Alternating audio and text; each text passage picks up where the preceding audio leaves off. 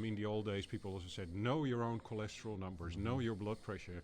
Well, now people know a lot more. Yeah, right. The panels you can get from a blood test are pretty astounding now. Yeah. I think there's also a drawback. The thing is that... Everybody thinks they're a doctor with ChatGPT. Yeah.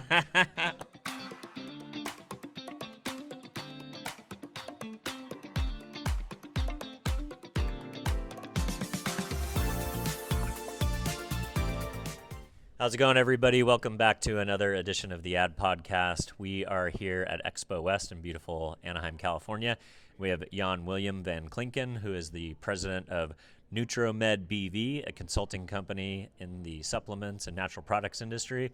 Jan Willem, thank you for coming on. Yeah, that's great. Thank you, Dylan. So tell me a little bit about yourself. What do you do, and what brought you to Expo this year? Yeah, so I'm running on my own consultancy company in medical science, clinical, regulatory affairs. I'm here to meet customers.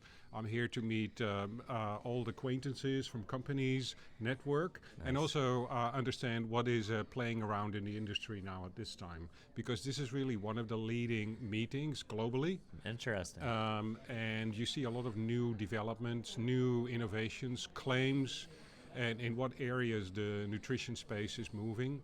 So really vibrant. I've made 6 important connections or reestablished connections here, and being face to face is really important. So yeah, I mean, I have about 25 years in the industry. Okay.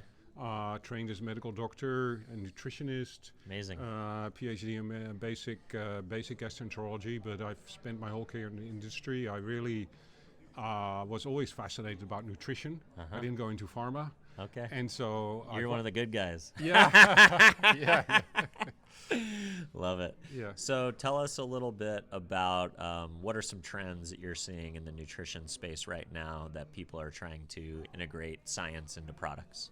Yeah, well, I see a lot on gut health, especially fiber. Probiotic. Oh, fiber, yeah. Well, there was a Super Bowl ad this year about bringing Raisin Bran back into the fold because of fiber. Can you believe that? Yeah, exactly. And there's an enormous gap in fiber intake in the U.S. population and globally as well. Wow. And this really connects to the microbiome. When we have our inner health in place, right, in our gut. We know from the science side, and of course I'm a scientist, we know that impacts so many different health benefits. So I think in the future you'll see much more specified fibers or prebiotics in combination of postbiotics. I'm saying a whole range of words now. No, that's okay. But they all work together to optimize that microbiome. So you'll see more and more specialized combinations that can enhance certain strains, certain bacteria better than others with certain health benefits. So that's kind of a trend I really see developing here. It's really interesting. Fiber is interesting. There are obviously ways that you can get it naturally, but like you said, most Western diets are deficient in fiber.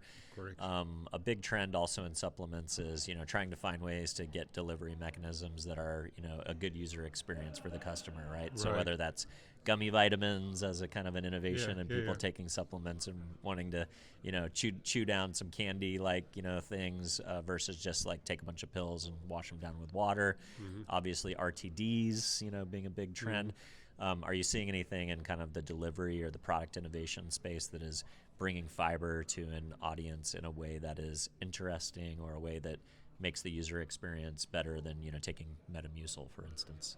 Yeah. You mentioned Metamucils in those capsules. Of course, that doesn't lead to compliance, right? You only want people to enjoy fiber, and that's always been the trouble in fiber intake. Is that people take fiber, they get some GI upset, and they don't continue. So I think that's the real opportunity. Yeah, of course, it's obvious in drinks. You already mentioned drinks. You see a whole range of developments on fizzy drinks, on packaged drinks with fiber with soluble fiber, but you also see different soluble fibers. And one of the fibers I found here is what they call Arabinoxylans, but it's also a soluble fiber, but it's made from wheat. wheat straw. So you'll see different sources, because inulin is the old one, everybody knows. Generally, inulin gives more GI upset than others. Interesting. But you see other fibers that have less of that, but still deliver the fiber benefit. Okay. Right?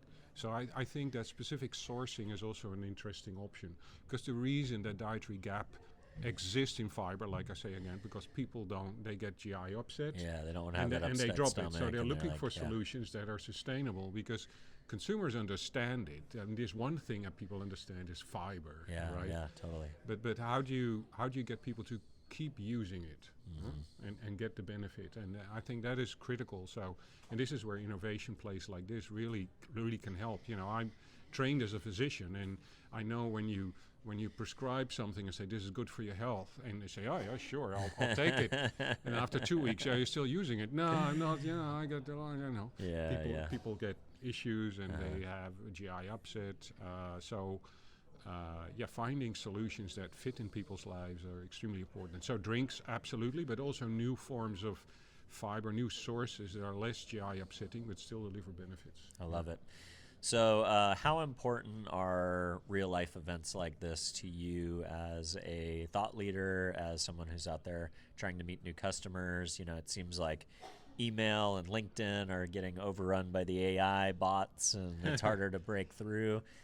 Feels like people want real life experiences. The business development process seems to be, more and more shifting to these moments in time where people are saying, hey, come to this event for these 3 days, I'm open to meeting new people. And then as soon as they go back to their office, they turn that spigot off and they kind of throw up the walls. Do you feel like it's important to have this face-to-face time to meet new people? Absolutely, and that's why I'm here. Like I told you, it's really because many of the individuals here already had online. You've had a dialogue, discussion, least, or somebody has an idea they want to develop further. But I think it's also human nature. You want to connect in person to sign a deal or to do something together. Yeah, you want to meet them and make sure that they're don't have a horn growing out of the back of their neck. Yeah, you want to establish some level of trust, or and just discuss. And so I had a few of those discussions, and they were just very helpful. It accelerates the project or the deal or the project you had in mind, or so I think that's just like you're saying, that's important, and it keeps being important, right? So you can't do everything behind the desk and connect with people. Well, technically you can. Yeah, you can if you want to, but it might not be as effective. No, in the end it's not as effective. You have to find a blend of both. Yeah, I love it. All right, thought leadership. Are you doing any speaking or anything outside of just kind of going to meetings and meeting people for appointments? Are you talking? Well, I'm open to that. I've done a fair bit of speaking, more on scientific topics, and organize webinars and be a chairperson of webinars. And I'd like to be involved with panels on these kind of discussions where how can we enhance innovation? How can we make it relevant to the patient and the consumer?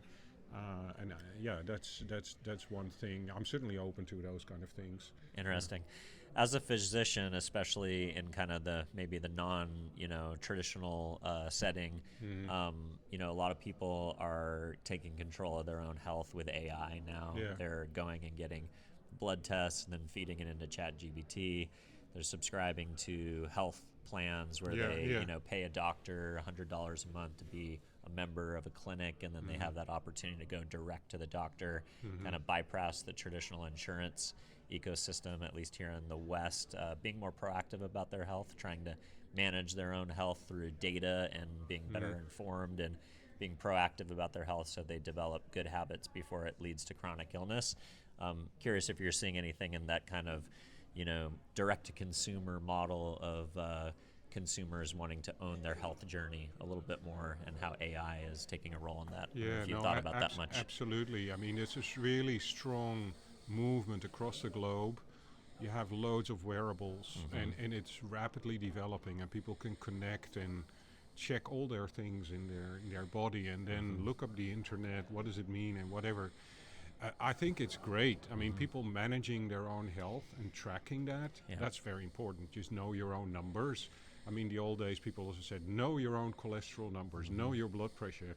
Well, now people know a lot more. Yeah, right. The panels you can get from a blood test are pretty astounding now. Yeah. I think there's also a drawback. the thing is that everybody thinks they're a doctor with ChatGPT. Yeah.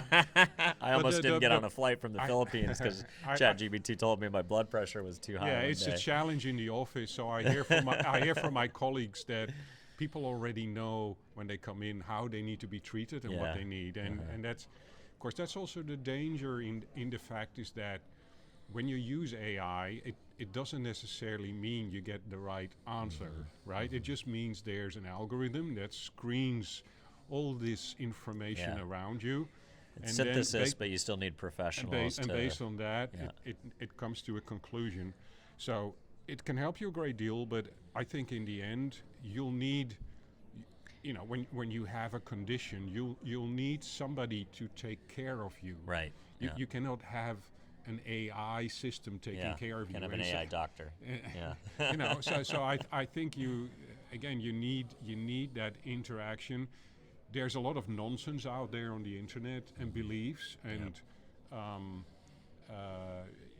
the AI system doesn't really filter that out properly. Maybe one day we'll get there. Because it's looking at all information, not just trusted information. Exactly. So sourcing. If you go to ChatGPT, for example, I've done quite a bit of work recently with it, and then it comes back. Show me the source. I go back to the source. Hey, the source is not there. I feed it into ChatGPT. I say, yeah, you're right. Yeah, the source was wrong. Right. Yeah. And now show me. When I find the source now, finally, it doesn't say what you conclude. Yeah, it's but of course you were correct. Hallucination, as they say. Yeah, it's what they say, hallucination. So there's indeed a danger that you rely on it too much, and I still think you need that medical guidance in the end of a trained professional that can look after you. It's almost like a guy. A human. You need a coach. And a human coach, right, for your health. And so all good, all this information people gather, but beware, be critical about the information. And if you really suspect you have a condition, or consult your doctor and say, this is all what I have found, but please help me. Is this correct what I'm seeing here and what I need to do? I love it. Yeah. Well, if people want to follow along, learn more about your practice, or follow where you are putting out information, where would you like the audience to tune in? Yeah, I have a website called, and that website is nutriometbv.com. Okay. Well, we'll link in which the show I'm notes. currently building out, but you can find all my details there. Beautiful. Thank you, sir. Appreciate you coming on. Yeah. All right. Cheers. It was great. Thank you. You too. Bye-bye. Good luck.